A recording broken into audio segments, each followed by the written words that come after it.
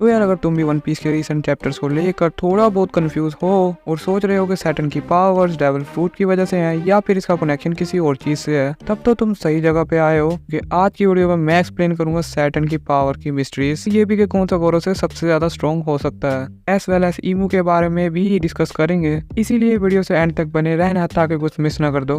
Well recent कुछ chapters में हम देखते हैं सैटर्न का अपीयरेंस एंड ओवरऑल सैटर्न यहाँ अपीयर एक डिमोनिक सर्कल से हुआ है। तो तुमने ऑफ्टन मूवीज में भी देखा होगा जब लोग ब्लैक मैजिक का यूज करते हैं, तो कई सैटर्न की पावर का कनेक्शन डीमन या डेविल से हो सकता है। कल करंट सिचुएशन के हिसाब से हम इस बात को मान सकते हैं कि सैटर्न की पावर का कनेक्शन किसी डीमन से रिलेट करता है। इसको एक जापानीज डीमन से इंस्पायर्ड होकर लिया गया है एंड इसका नेम है ओशिओनी, क्योंकि सैटर्न का अपीयरेंस यहाँ काफी हद तक इस डीमन से मैच करता है, या फिर तुम सिमिलर ही कह लो। एंड वो जिस डिमोनिक सर्कल से निकलता है, मांगा पेजेस में तुम वहां से कॉन्करर हाकी की लाइटनिंग निकलते हुए देख सकते हो। इस बात को भी कहीं ना कहीं एक्सप्लेन करती है कि कैसे सैटर्न ने उन मरीन्स का हेड एक्सप्लोड किया। एंड हम इसे कॉन्करर हाकी के सिमिलर न्यू अटैक भी अज्यूम कर सकते हैं। सैटर्न के फर्स्ट अपीयरेंस के टाइम पर तुम उसके अराउंड ज़ोआन अवेकनिंग के क्लाउड्स भी देख सकते हो। तो क्या सैटर्न ने किसी न्यू कैटेगरी का डेविल फ्रूट खाया है जिसने सैटर्न को ये पावर्स ग्रांट की हो? यहाँ भी मैंने एक चीज नोटिस की है और काफी टाइम से करता हुआ आ रहा हूँ कि गवर्नमेंट की साइड से हमें जितनी भी अवेकनिंग देखने को मिली है एंड उन सबके ही राउंड ब्लैक क्लाउड का यूज हुआ है, कि दूसरे कैरेक्टर्स के केस में वो नॉर्मल व्हाइट ही होते हैं। ताकि भी ऐसी वे हो सकती है कि गवर्नमेंट ने डेविल फ्रूट यूजर्स की अवेकनिंग को फोर्सफुली अवेक किया हो। यार तुम खुद ही सोच लो कि काकू अपना डेविल फ्रूट कैसे अवेक कर सकता है, जबकि वो इतना स्ट्रॉन्ग कैरेक्टर भी नहीं है। जहाँ तक मुझे लगता है ये काम ईमू के सिवा और किसी का नहीं हो सकता। Imu has some kind of powers to forcefully awake these devil fruits, but ये भी हो सकता है कि इन चीजों को सिर्फ यूं ही पुट किया गया हो ताकि वो डिजाइन को अच्छी तरह सूट करे। और जैसे कि तुम जानते हो कि हर ज़ोआन डेविल फ्रूट की अपनी विल होती है,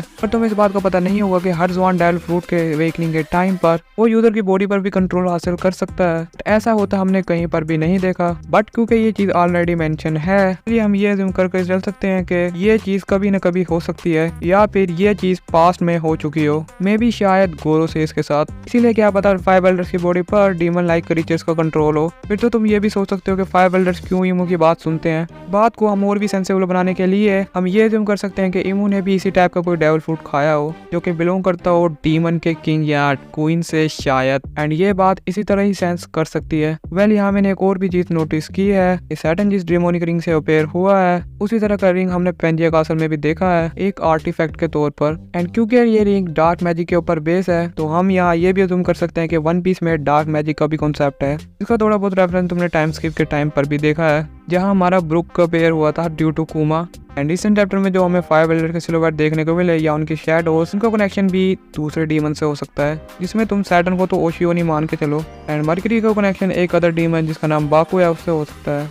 एंड मार्स उस लंबे बुड्ढे का कनेक्शन या था ग्रासू, या फिर तुम उसका कनेक्शन को तेंगू से भी कर सकते हो। एंड मार्स का सिल्हूएट थोड़ा बहुत कंफ्यूजिंग था, इसलिए तुम खुद ही जज कर सकते हो कि इसका कनेक्शन किससे हो सकता है। एंड बाकी जो 2 एल्डर्स बचे उनका तो मैं फिगर आउट भी नहीं कर पाया कि उनका कनेक्शन किससे है, क्योंकि इनके सिल्हूएट काफी ज्यादा कंफ्यूजिंग है और मल्टीपल डीमन से मैच करते हैं। एंड इसी तरह ईमू का कनेक्शन भी किसी डीमन के साथ है जिसका नेम ऊमी हो सकता है, को तुम अगर उल्टा पढ़ो तो वो ईमू बनता है। एंड प्रोबेबली ये डेविल फ्रूट्स और पावर्स 5 एल्डर्स को ईमू ने ही दी हो, और ईमू शायद ब्लैक मैजिक का यूज करना भी जानता हो, जिसकी वजह से वो फोर्सफुली अवेकनिंग्स भी कर सकता है। एंड इस बात का प्रूफ काकू की अवेकनिंग भी देती है। एंड जहाँ तक सैटर्न की बात है तो वो डेविल फ्रूट के साथ साथ कॉन्करर हाकी को भी यूज करना जानता है, तो इस बात को भी प्रूव करता है कि उन मरीज के हेड कैसे एक्सप्लोड हुए। यहाँ सैटर्न की रिंग के ऊपर 5 नंबर लिखा हुआ था, जो कि एक और बात की तरफ हिंट करता है कि सैटर्न का रैंक ऑल गोर्सेस की हायरार्की में 5 नंबर पे आता है। एंड इस हायरार्की में नंबर 1 पे कौन हो सकता है इसका तो अभी कुछ नहीं कह सकते, बट जैसे कि तुम जानते हो ईमू तो नंबर 0 पर ही होगा। नंबर 1 पे किसका रैंक है इसका तो फ्यूचर में ही पता लगेगा।